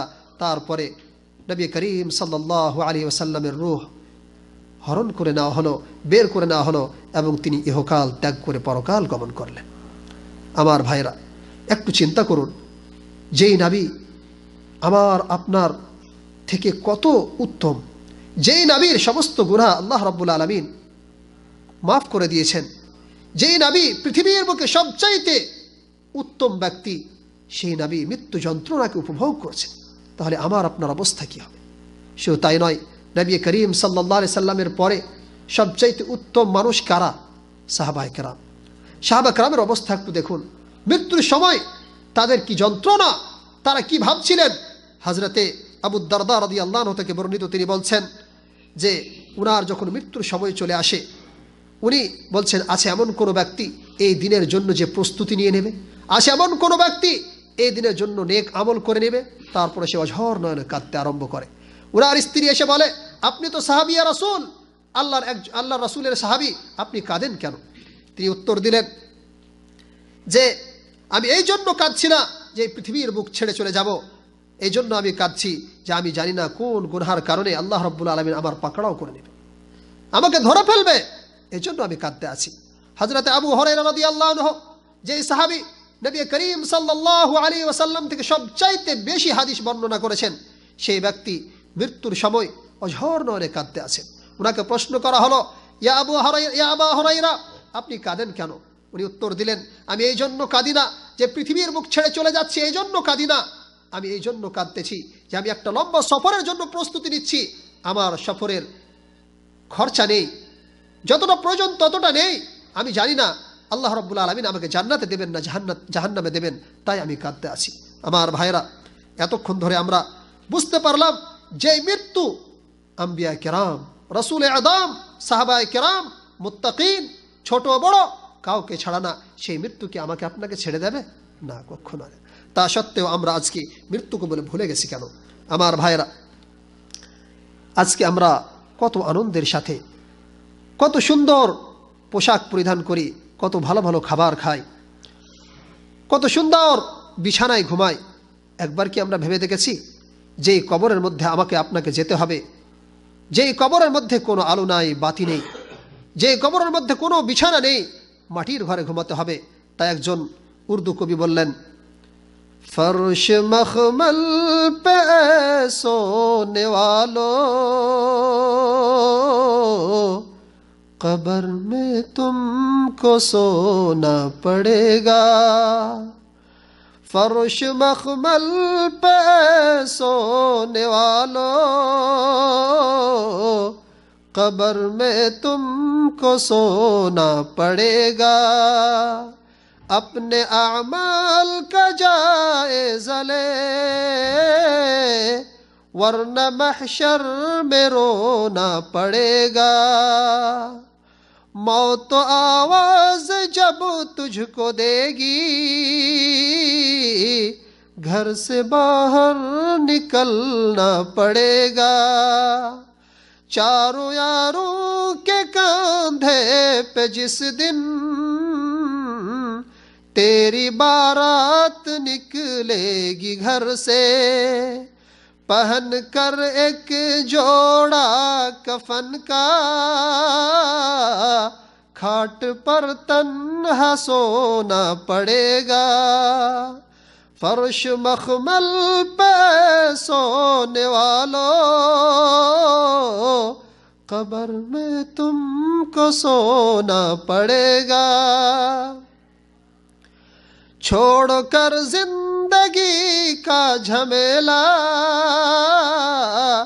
जाएगा तू यहाँ से अकेला। छोड़ कर जिंदगी का झमेला, जाएगा तू यहाँ से अकेला। आज जो कुछ भी है पास तेरे, अपने हाथों से खोना पड़ेगा। आज जो कुछ भी है पास तेरे, अपने हाथों से खोना पड़ेगा। अपने अमाल का जायज़ा ले, वरना महशर में रोना पड़ेगा। फर्श मखमल पे सोने वालों, कब्र में तुमको सोना पड़ेगा। আমার শ্রদ্ধেয় ভাইরা, এই কবিতা থেকে আমরা বুঝতে পারলাম আজকে আমরা যতই ভালো পোশাক পরিধান করি না কেন, যতই সুন্দর বিছানায় ঘুমাই না কেন, আমাকে আপনাকে এই সুন্দর সুন্দর পোশাক, সুন্দর সুন্দর বিছানা ছেড়ে মাটির ঘরে যেতে হবে। এবার আমরা দেখব এতক্ষণ ধরে আমরা মৃত্যু যে এক সত্য, মৃত্যুর ভুলে গেলে কি হবে, মৃত্যুকে স্মরণ করলে তার প্রতিফল আমরা কি পাবো, এবং মৃত্যু যন্ত্রণা সম্পর্কে শুনলাম। এবার আমরা শুনব যে একজন ভালো মানুষ এবং মন্দ মানুষ, একজন আল্লাহর নেক বান্দা এবং নাফরমান বান্দার মৃত্যুর সময় অবস্থাটা কীরকম হবে। যেই মতো একজন নেক বান্দা এবং আল্লাহর নাফরমান বান্দার জীবনটা এক হয় না, ঠিক সেই মতো মৃত্যুর সময় তাদের অবস্থাও এক হয় না। আল্লাহ রাব্বুল আলামিন সূরাতুল জাফিয়া আয়াত নম্বর 21-এর মধ্যে বলছেন, আম হাসিবাল্লাযীনা ইজতারাহুস সাইয়্যাত আন নাজআলাহুম কাল্লাযীনা আমানু ওয়া আমিলুস সালিহাত সাওয়াআম মাহইয়াহুম ওয়া মামাতুহুম সাআ মা ইয়াহকুমুন। আল্লাহ রাব্বুল আলামিন এই আয়াতের মধ্যে বলছেন, দুষ্কৃতকারীরা কি মনে করে, দুষ্কৃতকারীরা কি এই মনে করে যে আমি জীবন ও মৃত্যুর দিক দিয়ে তাদের সমানভাবে গণ্য করব? যারা ঈমান নিয়ে এসেছে এবং নেক আমল করেছে, অর্থাৎ যারা আল্লাহর আইনকে মেনে চলে না, যারা রাসূলের আইনকে মেনে চলে না, যারা নিজের মন গড়া আইন দিয়ে জীবন যাপন করে, তারা কি ভেবে নিয়েছে তাদের অবস্থা এবং যারা ঈমান নিয়ে এসেছে এবং নেক আমল করেছে এদের অবস্থা একই রকম হবে? না, কখনোই না। যারা এই চিন্তা করে, সাআ মা ইয়াহকুমুন, তাদের ফয়সালাটা অতি নিকৃষ্ট। আমার ভাইরা, একজন মুমিন ব্যক্তির মৃত্যুর সময় আল্লাহ রাব্বুল আলামিন সুসংবাদ দিচ্ছেন, তাদের অবস্থাটা কেমন হবে। আল্লাহ তাআলা কোরআন পাকের মধ্যে বললেন, ইয়া আইয়াতুহান নাফসুল মুতমাইন্নাহ ইরজিই ইলা রাব্বিকি রাদিয়াতাম মারদিয়াহ ফাদখুলি ফি ইবাদি ওয়াদখুলি জান্নাতি। আল্লাহ রাব্বুল আলামিন বলছেন, হে প্রশান্ত মন, হে প্রশান্ত নফস, ইরজিই ইলা রাব্বিক, তোমার প্রভুর দিকে বেরিয়ে এসো। রাদিয়াতাম মারদিয়া, এমত অবস্থায় কি তুমি সন্তুষ্ট অসন্তোষ ভাজন হয়ে আল্লাহর দিকে বেরিয়ে আসো। ফাদখুলি ফি ইবাদি, এবং আমার বান্দার অন্তর্ভুক্ত হয়ে যাও। ওয়াদখুলি জান্নাতি, এবং আমার জান্নাতের মধ্যে প্রবেশ করো। আমার ভাইরা, পরকালে তো শান্তি পাবেন, জান্নাতের নিয়ামত উপভোগ করবেন, কিন্তু ইহকালে মৃত্যুর সময় তাকে সুসংবাদ দেওয়া হচ্ছে। আলহামদুলিল্লাহ, একজন নেক মানুষের সুসংবাদ আল্লাহ এই পৃথিবীর মুখে দিয়ে দিচ্ছেন যে আমার নেক বান্দাদের মধ্যে হয়ে যাও এবং জান্নাতের মধ্যে প্রবেশ করো। আমার ভাইরা, এর বিপরীত যারা নেক আমল করে না, আল্লাহর আইন বিধান মেনে চলে না, নিজের মন গড়া বিধান দিয়ে জীবন যাপন করে, তাদের মৃত্যু কিভাবে আসবে, তাদের অবস্থা কি হবে?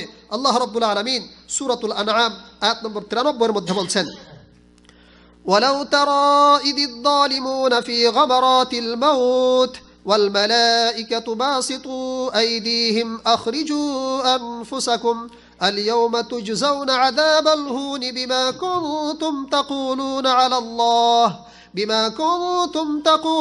على الله غير الحق وكنتم عن آياته تستكبرون। আল্লাহ রাব্বুল আলামিন এই আয়াতের মধ্যে বলছেন,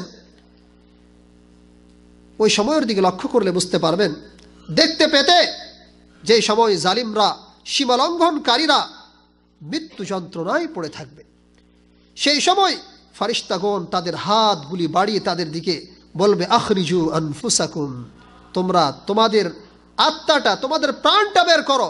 ফারিস্তা হাত লাগাবেন না, তাদেরকেই বলবে, তোমরা তোমাদের প্রাণ বের করো। আল-ইয়াওমা তুজজাউনা আযাবাল হুন, আজকে তোমাদেরকে অবমাননাকর লাঞ্ছনাময় আযাব দেওয়া হবে। কি কারণে? বিমা কুনতুম তাকুলুনা আলাল্লাহি গায়রাল হক, তোমরা আল্লাহর বিষয়ে অন্যায় কথা বলতে, ওয়া কুনতুম আন আয়াতিহি তাস্তাকবিরুন, এবং আল্লাহ রাব্বুল আলামিনের আয়াতসমূহ থেকে তোমরা অহংকার করতে, যার কারণে আজকে তোমাদেরকে অবমাননাকর জাহান্নামের আযাব দেওয়া হবে। আমার ভাইরা, একটু চিন্তা করেছেন, মৃত্যুর সময় তাকে আযাবের শাস্তির কথা বলা হচ্ছে, তাহলে পরকালে তার শাস্তি হবে, মৃত্যুর সময় তাকে এই শাস্তির কথা বলা হচ্ছে। শুধু তাই নয়, সূরাতুন নাহল আয়াত নম্বর 28 এবং 29 মধ্যে লক্ষ্য করলে বুঝতে পারবো সীমালঙ্ঘনকারীদের মৃত্যুর অবস্থাটা কিরকম হবে। আল্লাহ তাআলা বলছেন, আল্লাযীনা তাতাওয়াফাহুমুল মালাইকাতু যালিমি আনফুসিহিম ফাআলকাউ আসসালামা মা কুন্না না'মালু মিন সু বালা ইন্নাল্লাহা আলীমুম বিমা কুনতুম তা'মালুন। আল্লাহ রাব্বুল আলামিন বলছেন, যারা নিজের উপর জুলুম অত্যাচার করেছে, যারা সীমালঙ্ঘন করেছে, এই জুলুম করা অবস্থায় ফারিস্তাগণ যখন তাদের প্রাণ হরণ করবেন, সেই সময় তারা বলবে, ফাআলকাউস সালামা, তারা আত্মসমর্পণ করে বলবে, মা কুন্না না'মালু মিন সু, আমরা তো কোনো মন্দ কাজ করিনি।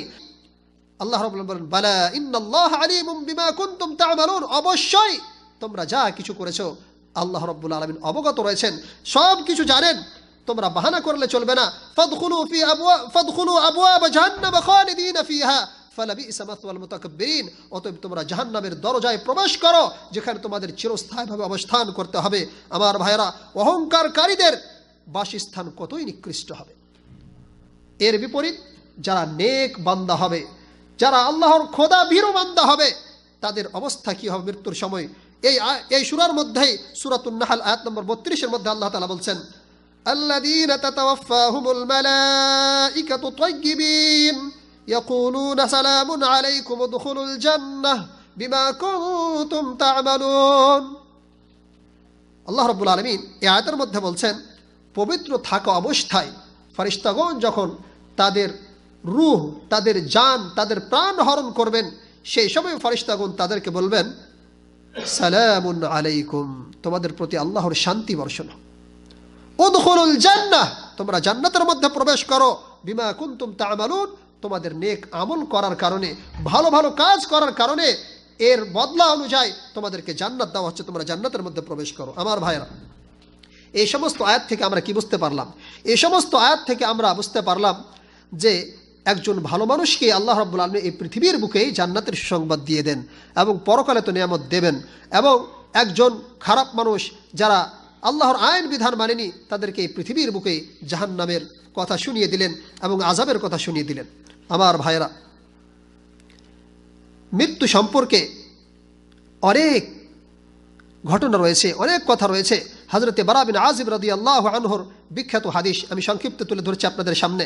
তিনি বর্ণনা করছেন, একদিন আমরা নবী করিম সাল্লাল্লাহু আলাইহি ওয়াসাল্লামের সাথে একজন আনসারী সাহাবীর জানাজা নিয়ে কবরস্থানে যাচ্ছি। যখন কবরস্থানে পৌঁছে যাওয়ার পরে এখনও কবর তৈরি হয়নি, লাহাদ তৈরি হয়নি। নবী করিম সাল্লাল্লাহু আলাইহি ওয়াসাল্লাম চুপচাপ বসে গেলেন, আমরাও বসে গেলাম। নবী করিম সাল্লাল্লাহু আলাইহি ওয়াসাল্লাম 3 বার উপর দিকে তাকালেন, 3 বার নিচের দিকে তাকালেন, তারপর 3 বার এই দোয়াটি পাঠ করলেন, আল্লাহুম্মা ইন্নী আউযু বিকা মিন আযাবিল কবরি, আল্লাহুম্মা ইন্নী আউযু বিকা মিন আযাবিল কবরি, আল্লাহুম্মা ইন্নী আউযু বিকা মিন আযাবিল কবরি। হে আল্লাহ, আমি তোমার কাছে কবরের আযাব থেকে আশ্রয় চাচ্ছি। তারপর নবী করিম সাল্লাল্লাহু আলাইহি সাল্লাম বললেন যে একজন মুমিন বান্দা যখন ইহকাল ত্যাগ করে পরকাল গমন করে, শেষ নিঃশ্বাস যখন তার বেরিয়ে আসার সময় চলে আসে, সেই সময় আল্লাহর তরফ থেকে অনেক ফেরেশতা সুন্দর সুন্দর পোশাক পরে সুন্দর সুন্দর চেহারা নিয়ে চলে আসে এবং তার আশেপাশে বসে যায়। যতদূর পর্যন্ত তার দৃষ্টি যায়, চোখের পাওয়ার যতটা রয়েছে ততদূর পর্যন্ত ফেরেশতাকে দেখতে পায়। তারপরে মালাকুল মউত তার মাথার কাছে এসে বসে যায়। তারপরে সেই রূহকে বলে তোমরা আল্লাহর পবিত্র রূহ আল্লাহর মাগফিরাতের দিকে বেরিয়ে এসো। তার রূহটা যেমন গ্লাস থেকে বা কোনো একটা পাত্র থেকে এক ফোঁটা পানি যদি পড়ে তাহলে কত আস্তে করে বেরিয়ে আসে, ঠিক সেই মতো তার রূহটা আস্তে করে বেরিয়ে চলে আসে। তারপরে সঙ্গে সঙ্গে ফেরেশতাগণ মালাকুল মউতের হাত থেকে যখন মালাকুল মউত তার রূহটা বের করে নেন, সঙ্গে সঙ্গে ফেরেশতাগণ যে আশেপাশে বসেছিলেন সবাই এসে সেই রূহটাকে নিয়ে নেয় এবং জান্নাতি পোশাকে, জান্নাতি কাফনে তাকে জড়িয়ে নেয় এবং সেই কাফন থেকে সুন্দর সুগন্ধি আসতে থাকে, কস্তুরীর মতো সুগন্ধি আসতে থাকে। সেই লাশকে এভাবে জড়িয়ে নিয়ে আসমানের দিকে উঠতে থাকে। নবী করিম সাল্লাল্লাহু আলাইহি সাল্লাম বলছেন, যখন আসমানে নিয়ে যায়, প্রথম আসমানে, তখন সবাই ওয়েলকাম করে, সবাই তার ইস্তেকবাল করে, সবাই তাকে খুশামদিদ বলে এবং বলে আমার দিক দিয়ে নিয়ে এসো, আমার দিক দিয়ে নিয়ে এসো। এ কার এত সুন্দর খুশবু, এত সুন্দর সুগন্ধি আসতেছে। সুন্দর থেকে সুন্দর নাম নিয়ে তার বলা হয়, এ ফালা ইবনে ফালা, অমুকের ছেলে অমুক, এভাবে বলা হয়। এবং সেই সমস্ত ফেরেশতারা তাদেরকে নিয়ে দ্বিতীয় আসমান পর্যন্ত তাকে ছাড়ার জন্য যায়। সেখানে গিয়ে আবার দরজা খোলায়। এভাবে প্রত্যেক আসমানের ফেরেশতাগণ সেই ব্যক্তির রূহকে তাকে ছাড়ার জন্য যায়। এই করে করে যখন শেষ আসমানে, 7 আসমানে পৌঁছে যায়, আল্লাহর দরবারে পৌঁছে যায়, আল্লাহ রাব্বুল আলামিন বলেন আমার এই বান্দাকে কিতাবে ইল্লিয়িনের মধ্যে লিখে দাও। তারপরে তার রূহটা আবার তার দেহের মধ্যে ফিরিয়ে দাও, কারণ আমি ওয়াদা করেছি মিনহা খালাকনাকুম ওয়া ফিহা নুঈদুকুম ওয়া মিনহা নুখরিজুকুম তারাতান উখরা। আমি এই মাটি থেকে মানুষকে সৃষ্টি করেছি, এই জমিন থেকে মানুষকে সৃষ্টি করেছি, সেখানে আবার তাকে পাঠাবো এবং সেখান থেকে আবার দ্বিতীয়বার তাকে উঠানো হবে। তাই সেখানে নিয়ে যাও। আমার ভাইরা, তাকে সেখানে পৌঁছে দেওয়া হয়। এর বিপরীত একজন নাফরমান মানুষ যখন তার মৃত্যুর সময় আসে, আল্লাহর তরফ থেকে অনেকগুলি ফেরেশতা কুৎসিত চেহারা নিয়ে চলে আসে। তার দৃষ্টি যদ্দূর যায় তদ্দূর পর্যন্ত বসে যায়, মালাকুল মউত তার সামনে আসে। তারপরে তার রূহটাকে এমন কষ্টের সাথে বের করে, মনে হচ্ছে তার নাড়ি ভুড়িগুলি ছিঁড়ে চলে আসে, এত কষ্টের সাথে তাকে বের করা হয়। বের করার পরে ফেরেশতাগণ সঙ্গে সঙ্গে সেই রূহকে সামান্য কাপড় দিয়ে, সেই রকম জান্নাতীদের লেবাস নয়, চাটাইয়ের মতো চাটাই দিয়ে, মাদুর দিয়ে তাকে বেঁধে নেয়। তারপরে আসমানের দিকে নিয়ে যাওয়ার চেষ্টা করে। যখন প্রথম আসমানে যায়, দরজা খোলার চেষ্টা করে, ফেরেশতাগণ তার জন্য দরজা খুলে না। নবী করিম সাল্লাল্লাহু আলাইহি সাল্লাম তারপরে আয়াতটি পাঠ করলেন, লা তুফাত্তাহু লাহুম আবওয়াবুস সামা ওয়া লা ইয়াদখুলুনাল জান্নাতা হাত্তা ইয়ালিজাল জামালু ফি সাম্মিল খিয়াত। তার জন্য আসমানের দরজা খোলা যাবে না, খোলা হবে না। ওয়া লা ইয়াদখুলুনাল জান্নাহ, এবং ওরা জান্নাতের মধ্যে প্রবেশ করতে পারবে না, ততক্ষণ পর্যন্ত জান্নাতের মধ্যে প্রবেশ করতে পারবে না যতক্ষণ পর্যন্ত একটা উট সূচের ছিদ্রের মধ্যে প্রবেশ না করতে পারে। একটা উট কি সূচের ছিদ্রের মধ্যে প্রবেশ করতে পারে? অসম্ভব। ঠিক সেই মতো একজন খারাপ মানুষ, যারা আল্লাহর আইন মানেনি, আল্লাহর বিধান মানেনি, তারা জান্নাতের মধ্যে প্রবেশ করতে পারবে না, যেই মতো একটা উট সূচের ছিদ্রের মধ্যে প্রবেশ করতে পারে না। আমার ভাইরা, তারপরে নবী করিম সাল্লাল্লাহু আলাইহি ওয়াসাল্লাম বলছেন সেই ব্যক্তির রূহটাকে সেখান থেকে জমিনের বুকে ফেলে দেওয়া হবে, অসম্মানের সাথে ফেলে দেওয়া হবে। তারপর নবী করিম সাল্লাল্লাহু আলাইহি সাল্লাম এই আয়াতটি পাঠ করলেন, ওয়া মান ইউশরিক বিল্লাহি ফাকান্নামা খাররা মিনাস সামাই ফাতাখতাফুহু আত-তায়রু ওয়া তাহওয়ি বিহি আর-রিহু ফি মাকানিন সাহিক। যারা আল্লাহর সঙ্গে শরীক স্থাপন করে থাকে সে যেন আকাশ থেকে পড়ে গেল, অতঃপর পাখি ছো মেরে তাকে উড়িয়ে নিয়ে গেল, কিংবা বায়ু তাকে উড়িয়ে নিয়ে গিয়ে এক দুর্ববতী অবস্থায় অনেক দূরে নিয়ে গিয়ে তাকে নিক্ষেপ করে দিল, ছেড়ে দিল। আমার ভাইয়েরা, এমতো অবস্থা হবে একজন খারাপ মানুষের। এতক্ষণ ধরে আমরা কোরআন এবং হাদিসের আলোকে মৃত্যু সম্পর্কে বিস্তারিত আলোচনা শুনলাম। আমার ভাইয়েরা, শুধু শুনলে হবে না, আমল করতে হবে। সেই কথাগুলি আমার আপনার জীবনে বাস্তবায়ন করতে হবে। যে সমস্ত ভাইয়েরা নিজের জীবনের একটা বড় অংশ অবহেলাতে কাটিয়ে দিয়েছেন, আর দেরি করেন না, আল্লাহর কাছে তওবা করুন, ইস্তেগফার করুন। আল্লাহ রাব্বুল আলামিন অনন্ত অসীম অত্যন্ত দয়ালু, আপনাকে ক্ষমা করে দিবেন। আর যদি আমরা এই পৃথিবীর বুকে নিজের ত্রুটি বিচ্ছিতিগুলো দূর করিয়ে নিতে না পারি, তাহলে কাল কিয়ামতের দিবসে আমার আপনার অবস্থা কি হবে? আল্লাহ তাআলা বলছেন, আওয়ালাম নুআম্মিরকুম মা ইয়াতাযাক্কারু ফীহি মান তাযাক্কারা ওয়া জাআকুমুন নাযীর। সূরা ফাতির আয়াত নম্বর 37।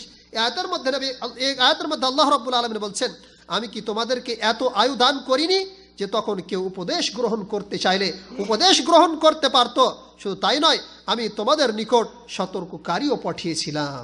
আমার ভাই, আম্বিয়া কেরাম আজকে এই পৃথিবীর বুকে নেই, কিন্তু ওয়ারাসাতুল আম্বিয়া ওলামায়ে কেরাম মওজুদ আছেন।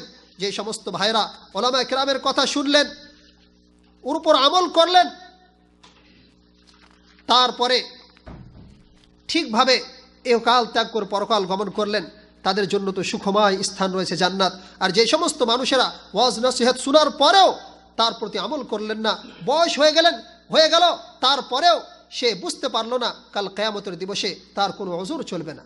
হাদিস পাকের মধ্যে নবী করিম সাল্লাল্লাহু আলাইহি সাল্লাম বলছেন, আ'দারাল্লাহু ইলা ইমরিইন আখারা আজালাহু হাত্তা বাল্লাগাহু 60 সানাতান। রাওয়াহুল বুখারী, হাদিস নাম্বার 6419। এই হাদিসের মধ্যে নবী করিম সাল্লাল্লাহু আলাইহি সাল্লাম বলছেন, যে ব্যক্তিকে এত বয়স দেওয়া হলো যে সে 60 বছর বয়সে পৌঁছে গেছে, তা সত্ত্বেও সে নিজেকে শুধরে নিতে পারলো না, তার জন্য আল্লাহ রাব্বুল আলামিন কোনো উযর দেবেন না, তার জন্য কোনো অবকাশ দেবেন না। কাল কিয়ামতের দিবসে তার কোনো বাহানা চলবে না। আমার ভাইয়েরা, আমাদেরকে চেষ্টা করতে হবে আমার আপনার শেষ আমলটা যেন ভালো হয়, কারণ যার শেষ ভালো তার সব ভালো। এটা আমার কথা নয়, হাদিসের কথা। হযরত আবু হুরায়রা রাদিয়াল্লাহু আনহু থেকে বর্ণিত, তিনি বলেন, নবী করিম সাল্লাল্লাহু আলাইহি সাল্লাম বলেছেন, ইন্নার রাজুলা লা ইয়ামালু যামানাত তাওয়ীলা বিআমালি আহলিল জান্নাহ সুম্মা ইখতামু লাহু আমালুহু বিআমালি আহলিন নার ওয়া ইন্নার রাজুলা লা ইয়ামালু যামানাত তাওয়ীলা বিআমালি আহলিন নার সুম্মা ইখতামু লাহু আমালুহু বিআমালি আহলিল জান্নাহ। রাওয়াহু মুসলিম, হাদিস নাম্বার 2651। এই হাদিসের মধ্যে নবী করিম সাল্লাল্লাহু আলাইহি সাল্লাম বলছেন, একজন মানুষ দীর্ঘ সময় ধরে জান্নাতীদের আমল করতে থাকে, কিন্তু তার মৃত্যু হয় জাহান্নামীদের আমলের উপর। আরেকজন মানুষ দীর্ঘ সময় ধরে জাহান্নামীদের আমল করতে থাকে, কিন্তু তার মৃত্যু হয় জান্নাতীদের আমলের উপর। এর অর্থ কি? এর অর্থ হচ্ছে, যে ব্যক্তির মৃত্যু যে আমলের উপর হবে সেই আমল অনুযায়ী তার ফয়সালা হবে। যদি কোনো ব্যক্তি এই পৃথিবীর বুকে ঈমানের হালাতে নেক আমল করতে করতে মারা যায়, তাহলে কাল কিয়ামতের দিবসে, অর্থাৎ কিয়ামতের পূর্বে কবরে তার জন্য কবরটা একটা জান্নাতের টুকরো হয়ে যাবে। সে সঠিকভাবে প্রশ্নের উত্তর দিতে পারবে। তাকে যখন প্রশ্ন করা হবে মান রব্বুকা, সে বলবে রব্বি আল্লাহ। তাকে প্রশ্ন করা হবে মান নবিয়ুকা, তোমার নবীকে, সে বলবে মুহাম্মাদুর রাসূলুল্লাহ। তাকে যখন প্রশ্ন করা হবে মা দীনুকা, তোমার দিন কি, সে বলবে দিন ইসলাম, আমার দিন ইসলাম। যখন সে উত্তর দিয়ে দেবে সঠিকভাবে, তার কবরটা প্রশস্ত করে দেওয়া হবে, জান্নাতের একটা টুকরো হয়ে যাবে। তার জন্য জান্নাতি পোশাক পরিধান করিয়ে দেওয়া হবে, তার কবরের মধ্যে জান্নাতি বিছানা বিছিয়ে দেওয়া হবে, জান্নাতের একটা দরজা খুলে দেওয়া হবে, জান্নাতি বাতাস পেতে থাকবে। আর এর বিপরীত যারা খারাপ আমলের উপর মৃত্যুবরণ করেছে, কাল কিয়ামতের দিবসে তার সাজা তো হবে। কবরের মধ্যে তাকে যখন প্রশ্ন করা হবে, সে উত্তর দিতে পারবে না, সে বলবে হা লা আদরি, লা আদরি, আমি কিছুই জানি না। যখন সে উত্তর দিতে পারবে না, তার কবরটাকে এত সংকীর্ণ করে দেওয়া হবে, মনে হবে যে তার ডান দিকের হাড্ডিগুলি বাম দিকে চলে যাচ্ছে। শুধু তাই নয়, তার জন্য জাহান্নামী পোশাক দিয়ে দেওয়া হবে, জাহান্নামের বিছানা বিছিয়ে দেওয়া হবে এবং জাহান্নামের একটা দরজা খুলে দেওয়া হবে যাতে করে সে আগুনের তাপ অনুভব করতে থাকে। আমার ভাইরা, এই অবস্থা আমার আপনার একদিন হবে যদি আমাদের আমল ঠিক না থাকে। নবী করিম সাল্লাল্লাহু আলাইহি সাল্লাম বললেন, মান মাতা আলা শাইইন বাআসাহুল্লাহু আলাইহি, যে ব্যক্তি যেই কাজের উপর মৃত্যুবরণ করে সেই কাজের উপর তাকে উঠানো হবে। হযরত মুআয ইবনে জাবাল রাদিয়াল্লাহু আনহু থেকে বর্ণিত, তিনি বলছেন নবী করিম সাল্লাল্লাহু আলাইহি সাল্লাম বলেছেন, মান কানা আখিরা কালামিহি লা ইলাহা ইল্লাল্লাহ, মান কানা আখিরা কালামিহি লা ইলাহা ইল্লাল্লাহ দাখালাল জান্নাহ, যে ব্যক্তির শেষ শব্দটা, শেষ বাক্যটা লা ইলাহা ইল্লাল্লাহ হবে, সে জান্নাতের মধ্যে প্রবেশ করবে। সুবহানাল্লাহ। আমার ভাইরা, শুধু তাই নয়, হযরত হুযায়ফা রাদিয়াল্লাহু আনহু থেকে বর্ণিত, তিনি বলেন নবী করিম সাল্লাল্লাহু আলাইহি সাল্লাম বলেছেন, মান ক্বালা লা ইলাহা ইল্লাল্লাহ ইবতাগা ওয়াজহিল্লাহ খুতিমা লাহু বিহা দাখালাল জান্নাহ। নবী করিম সাল্লাল্লাহু আলাইহি সাল্লাম এই হাদিসের মধ্যে বলছেন, যে ব্যক্তি এই সাক্ষ্য প্রদান করে একমাত্র আল্লাহ ব্যতীত সত্য কোনো উপাস্য নেই, এই বিশ্বাস রেখে আল্লাহকে সন্তুষ্ট রাখার জন্য এই সাক্ষ্য প্রদান করে যে আল্লাহ ব্যতীত সত্য কোনো উপাস্য নেই, এবং এই কথার উপর সে মৃত্যুবরণ করে, দাখালাল জান্নাহ, সেই ব্যক্তি জান্নাতের মধ্যে প্রবেশ করবে। শুধু তাই নয়, নবী করিম সাল্লাল্লাহু আলাইহি সাল্লাম আরো বললেন, ওয়ামান সামা ইয়াওমান ইবতিগা ওয়াজহিল্লাহ খুতিমা লাহু বিহা, যে ব্যক্তি শুধুমাত্র আল্লাহর সন্তুষ্টির জন্য একটা দিন রোজা রাখলো এবং তার উপর সে মৃত্যুবরণ করলো, দাখালাল জান্নাহ, সেই ব্যক্তি জান্নাতের মধ্যে প্রবেশ করবে। শুধু তাই নয়, নবী করিম সাল্লাল্লাহু আলাইহি সাল্লাম আগে বললেন, ওয়ামান তাসাদ্দাকা বিসাদাকাতিন ইবতিগা ওয়াজহিল্লাহ খুতিমা লাহু বিহা, যে ব্যক্তি আল্লাহর সন্তুষ্টির জন্য কিছু পয়সা, কিছু ধন সম্পদ আল্লাহর রাস্তায় ব্যয় করলো, আল্লাহর রাস্তায় খরচ করলো এবং তার উপর সে মৃত্যুবরণ করলো, দাখালাল জান্নাহ, সেই ব্যক্তি জান্নাতের মধ্যে প্রবেশ করবে। আমার ভাইরা, এই হাদিসটি মুসনাদ আহমদের মধ্যে রয়েছে, 38 নম্বর খণ্ড, পৃষ্ঠা নম্বর 350, হাদিস নম্বর 23324। আলবানী রহমতুল্লাহ এই হাদিসটিকে সহিহুত তারগীব এবং তারহিবের মধ্যে সহিহ বলে ঘোষণা করেছেন। আমার ভাইরা, এই কারণে নবী করিম সাল্লাল্লাহু আলাইহি ওয়াসাল্লাম সব সময় দোয়া করতেন, হে আল্লাহ, তুমি আমাকে সঠিক আমলের উপর রাখো, সঠিক ইমানের উপর রাখো। এর প্রমাণ হযরত আয়েশার একটি হাদিসের দিকে লক্ষ্য করলে বুঝতে পারবো। আমি ইনশাআল্লাহ অল্প সময়ের মধ্যে কথা শেষ করব, 2-4-5 মিনিটের মধ্যে। আপনার মনোযোগ দিয়ে শুনুন। হযরত আয়েশা সিদ্দিকা রাদিয়াল্লাহু আনহা থেকে বর্ণিত, তিনি বলছেন যে নবী করিম সাল্লাল্লাহু আলাইহি ওয়াসাল্লাম একটি দোয়া খুব বারবার পড়তেন, সেটা হচ্ছে, ইয়া মুকাল্লিবাল কুলুব সাব্বিত কলবি আলা তাআতি, হে অন্তর ফিরিয়ে দেওয়ার মালিক, তুমি আমার অন্তরটা তোমার ইতাআতের মধ্যে অটল রাখো, নির্দিষ্ট রাখো, অটল রাখো। নবী করিম সাল্লাল্লাহু আলাইহি ওয়াসাল্লাম এই দোয়াটি বারবার পড়তেন। এ শুনে হযরত আয়েশা সিদ্দিকা রাদিয়াল্লাহু আনহা নবী করিম সাল্লাল্লাহু আলাইহি সাল্লামকে বললেন, ইয়া রাসূলুল্লাহ, আপনি কি ভয় পাচ্ছেন যার জন্য এই দোয়াটা বারবার পড়ছেন? নবী করিম সাল্লাল্লাহু আলাইহি সাল্লাম উত্তর দিলেন, ওয়ামা ইউমিন্নি ওয়া ইন্নামা কুলুবুল ইবাদি বাইনা উসবুআইর রহমান ইন্নাহু ইযা আরাদা আন ইউকাল্লিবা কলবা আবদিন কালাবাহু। নবী করিম সাল্লাল্লাহু আলাইহি সাল্লাম উত্তর দিলেন, হে আয়েশা, আমি কি করে শান্তিতে ঘুমাতে পারি? আমি ভয় করব না কেন? সমস্ত বান্দার অন্তরটা আল্লাহ রাব্বুল আলামিনের 2 আঙ্গুলের মধ্যখানে রয়েছে। আল্লাহ রাব্বুল আলামিন যদি ইচ্ছা করেন, তাহলে বান্দার অন্তরটা যেই দিকে চাইবেন ফিরিয়ে দিতে পারবেন। তাই আমি শান্তিতে ঘুমাতে পারি না, তাই আমি শান্তিতে বসবাস করতে পারি না, তাই আমি এই দোয়াটি বারবার পড়তে থাকি। আমার ভাইরা, এই হাদিসটি মুসনাদ আহমদের মধ্যে রয়েছে, 41 নম্বর খণ্ড, পৃষ্ঠা নম্বর 151, হাদিস নম্বর 24604। এই হাদিসটি হচ্ছে সাহিলে গায়রিহি।